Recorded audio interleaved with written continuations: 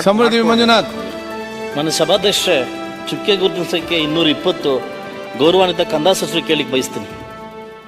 ಮಾನ್ಯ ಅಧ್ಯಕ್ಷರೇ, ಗೌರವಾನ್ವಿತ ಸದಸ್ಯರಿಗೆ ಉತ್ತರ ಒದಗಿಸಿಕೊಟ್ಟಿದ್ದೇವೆ.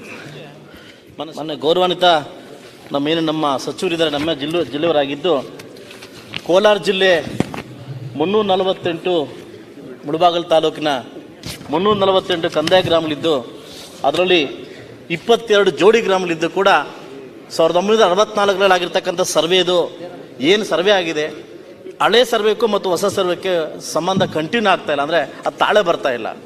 ಒಂದು ಎಕ್ಸಾಂಪಲ್ ಹೇಳಬೇಕಾದ್ರೆ ದೇವರಾಜ ಸಮುದ್ರ ಗ್ರಾಮ ಸರ್ವೆ ನಂಬರು 587ರಲ್ಲಿ ಹಳೆಯದರಲ್ಲಿ 1 ಎಕರೆ 25 ಗುಂಟೆ ತೋರಿಸ್ತಿದೆ.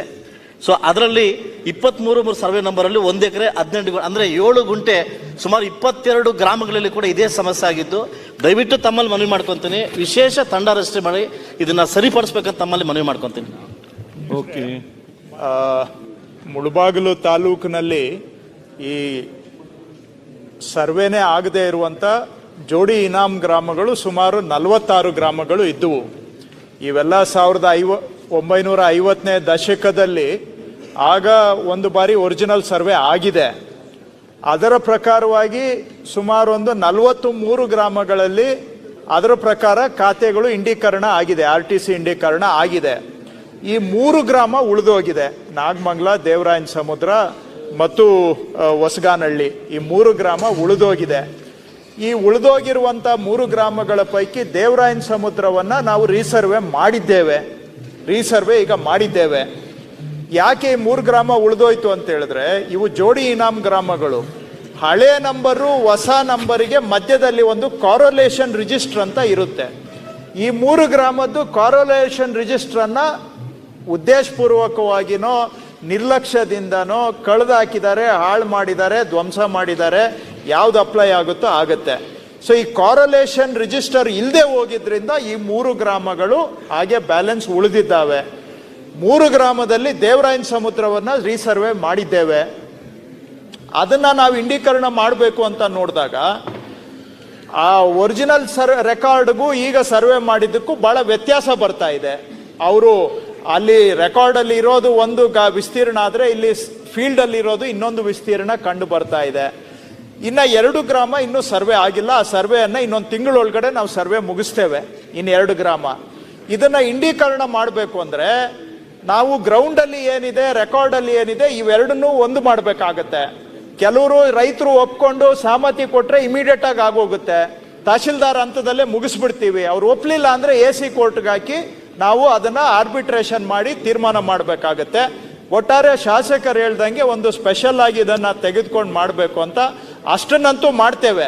ರೈತರು ಸ್ವಲ್ಪ ಸಹಕಾರ ಕೊಟ್ಟರೆ, ಈಗ ನಾವು ಚಿಕ್ಕಬಳ್ಳಾಪುರ ಜಿಲ್ಲೆಯಲ್ಲಿ ಇದೇ ಥರ 44 ಗ್ರಾಮಗಳದ್ದು ಇದೇ ಸಮಸ್ಯೆ ಇತ್ತು. 6 ತಿಂಗಳಿಂದ ಈಗ ಅಲ್ಲಿ ಬಗೆಹರಿಸಿದ್ದೇವೆ. ಈಗ ಅವ್ರಿಗೆಲ್ಲ ಪಾಣಿ ಇಂಡೀಕರಣ ಮಾಡಿ ಕೊಡ್ತಾ ಇದ್ದೇವೆ ಮುಂದಿನ ತಿಂಗಳು. ಅಲ್ಲಿ ಕೂಡ ರೈತರು ಸಹಕಾರ ಕೊಟ್ಟರೆ, ಸ್ವಲ್ಪ ಹೆಚ್ಚು ಕಮ್ಮಿ ಮಾಡಿಕೊಂಡ್ರೆ ನಾವು ಅದನ್ನ ಬಹುಶಃ ಒಂದು 4-5 ತಿಂಗಳಲ್ಲಿ ಮುಗಿಸ್ಬೋದು. ಅವ್ರು ಸಹಕಾರ ಕೊಡಲಿಲ್ಲ ಅಂದರೆ AC ಕೋರ್ಟ್ಗೆ ಹಾಕಿ ಕೋರ್ಟಲ್ಲಿ ತೀರ್ಮಾನ ಮಾಡಿ ಮಾಡಬೇಕಾಗುತ್ತೆ. ಒಟ್ಟಾರೆ ಒಂದು ವಿಶೇಷವಾಗಿ ತೆಗೆದುಕೊಂಡು ಪ್ರಯತ್ನ ಅಂತೂ ಮಾಡ್ತೇವೆ, ಶಾಸಕರು ಹೇಳಿದ ಹಾಗೆ. ಪ್ರಯತ್ನ ಸಾಕಷ್ಟು ಸಮಸ್ಯೆ ಗೊತ್ತಿದೆ ಸರ್ ಏನಂತ ನಡೀತಿದೆ ಅಂತ. ಇದೇ ದೇವರಾಜ ಸಮುದ್ರ ತಮ್ಮ ಅಧಿಕಾರಿಗಳು ಸೇರಿಕೊಂಡು ಸುಮಾರು 15 ಜನ ರೈತರನ್ನ ಇಡೀ ರಿಯಲ್ ಎಸ್ಟೇಟ್ ದಂಧೆಗೆ ಯೂಸ್ ಮಾಡ್ಕೊಂತ ಇದ್ದಾರೆ. ಇದಕ್ಕೆ ಮಾತ್ರ ನಿಮ್ಮ ಅಧಿಕಾರಿಗಳು ಸ್ಪಂದಿಸ್ತಾ ಇದ್ದಾರೆ, ಇಂಥದಕ್ಕೆಲ್ಲ ಸ್ಪಂದಿಸ್ತಾ ಇಲ್ಲ. ದಯವಿಟ್ಟು ತಮ್ಮ ಜಿಲ್ಲೆಯವರಾಗಿದ್ದೀರಿ. ಇಡೀ 224 ಕ್ಷೇತ್ರದಲ್ಲಿ ನನ್ನ ಕ್ಷೇತ್ರ ಇಡೀ ರಿಯಲ್ ಎಸ್ಟೇಟ್ಗೆ ಒಂದು ತವರೂರಾಗಿದೆ. ಇಲ್ಲೇ ಅಧಿಕಾರಿಗಳು ಸೇರ್ಕೊಂಡು ಇದೇ ದೇವರಾಜ ಸಮುದ್ರ ನನ್ನ ಮನೆ ಸೇರ್ಕೊಂಡು ಕೂಡ ಬೇರೆಯವರಿಗೆ ಮಾಡ್ಕೊಡ್ತಕ್ಕಂಥ ಉದಾಹರಣೆ ಸಾಕಷ್ಟು ತಮ್ಮ ಮುಂದೆ ಬಂದಿದ್ದಾವೆ. ಸುಮಾರು 15 ವರ್ಷ 16 ವರ್ಷ ಆದ್ರೂ